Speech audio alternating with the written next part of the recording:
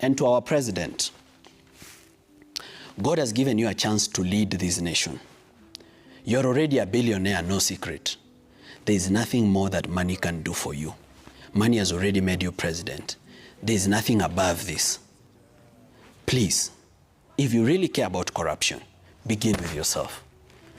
Call yourself into a meeting and ask yourself, would you like to continue being a president that leads in corruption or that leads in development?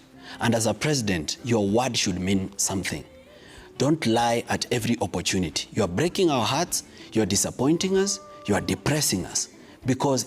Hello guys, welcome back to Mora TV. So guys, today let us look into Morara Kebaso's life. Who is he? Where did he hail from? His education, everything about this magnificent guy, because this guy just gives me goosebumps every time I talk about him, because he's giving us civic education left, right and center, and we are really feeding on it. We are getting to know a lot of things, and we are educating ourselves every step of his way, because we are following him mbaya sana. So Morara Kebaso was born in Kisii in 1996 in a modest family, was the youngest of 4 siblings. His parents were both teachers. So guys, I'm born into a family where there's my mom is a teacher, and I really know what kind of upbringing there is there. So if you have both of them as a teacher, Morara Kebaso must have really lived in a very strict household, and you can see it in the way he presents himself, the way he speaks, the way he projects himself. You can actually see the strictness that he grew up in, and we are really proud of what he's become, and I'm sure his parents are also proud of him. So apparently, therefore the value of education on was very magnificent in his life, because if your parents are teachers, education, man, is food. Education is breakfast, lunch and supper and everything. He was a bright student, excelling in academics and public speaking. After primary, he attended Kisii High School and was an active member of debate. Guys, he was an active member of debate. You can see, I think you can understand, mnaelewa mbona nanyamazia hapo kwa debate, because this guy is a good speaker. He's someone who can give you a great public speaking. He's a guy who really articulates himself. He's a sharp person. You can see that, and you can actually attest to that and say that now tunaelewa mali story ya kukuwa that articulate inatoka, and had an ability to imitate teachers. And here I will tell you this guy Morara Kebaso, before I started really following him, there's a time I could speak. Maybe I put my phone somewhere and I'm doing something else, and I could think it's Ruto talking, and apparently it was not Ruto, it was Kebaso. So his imitating skills are top notch, and you actually, when he stands on top of vehicles and speaking and telling people vila atapanga atatenga, you can actually think it's president if you're not looking at the screen of your TV or your phone or your laptop, wherever you are watching, which gadget you're watching from. And this imitating of teachers and politicians earned him a lot of popularity. He did so well and got a scholarship to Nairobi University to study law. First of all, someone who goes to study law is someone who was very bright. So for him to even get that scholarship, it means he was a magnificent student. He was someone who they could count on. He is someone they could put a price on their heads and trust that he's going to deliver. So Kebaso was extraordinary. From the things that I've researched, he was an extraordinary student, an extraordinary person, and an extraordinary individual.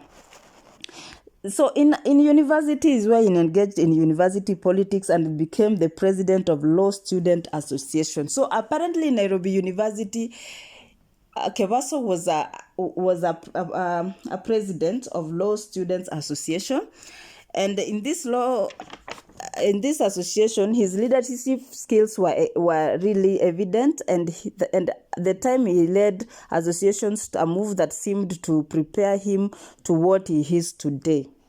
You can see his leadership skills even right now. You can see that he's actually, He's actually among the people who are really behind the Gen Zs. I'm not saying he was the leader of Gen Zs, but he was, he was there. He was there to, to talk to them, to do all those things. But I'm not saying he's a leader. Let nobody misquote me.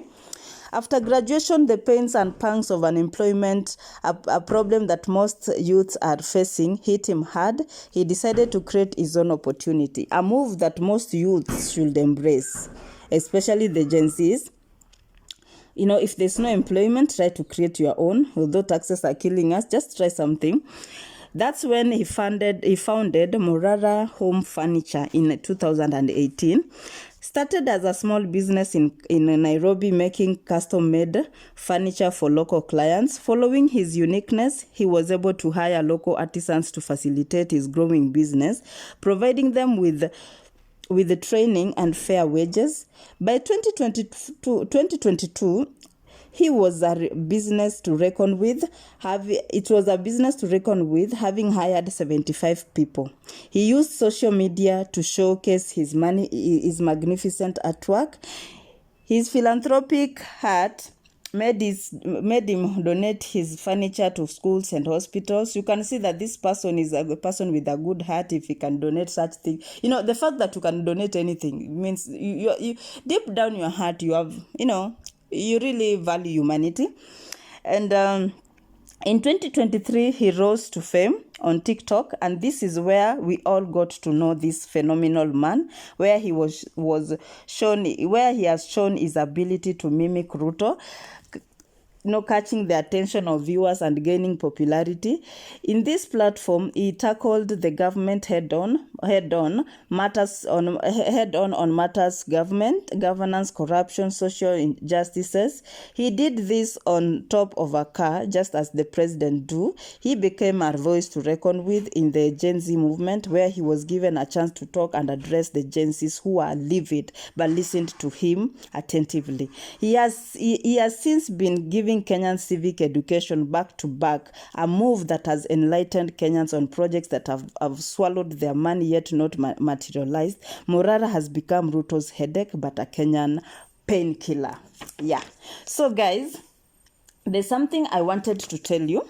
So Morara is actually a grandchild of the firebrand politician George Morara. Yeah, you remember George Morara? So apparently George Morara was the MP of West Mogirango, and he is also, he was also the great-grandchild to John Kevaso. He was also the great-grandchild to John Kevaso. John Kevaso was a senator in Kisii. The first senator in Kisii, and also John Kevaso was also among the leaders who wanted to know who killed Tom Mboya. So apparently John Kevaso was assassinated because of his quest to find out who killed Tom Mboya. And apparently the rumors have it that Jomo Kenyatta killed John Kevaso. So we don't know the truth about that, but I just wanted you to know where that force, that fire that he has in his soul, in his spirit, and in his heart, where it is coming from. It comes from way back. This is a guy who comes from a lineage of fire, who comes from a lineage of leaders, who comes from a lineage of people who know what they want, people who want the best for this nation. So guys, Morara Kevaso is a grandchild to George Morara, an MP for West Mogirango, and a great-grandchild to John Kevaso, the first senator of Kisii. Yes, let's go, Morara, let's go, because you're doing a good job and we are right behind you. Thank you guys for watching, and don't forget to subscribe.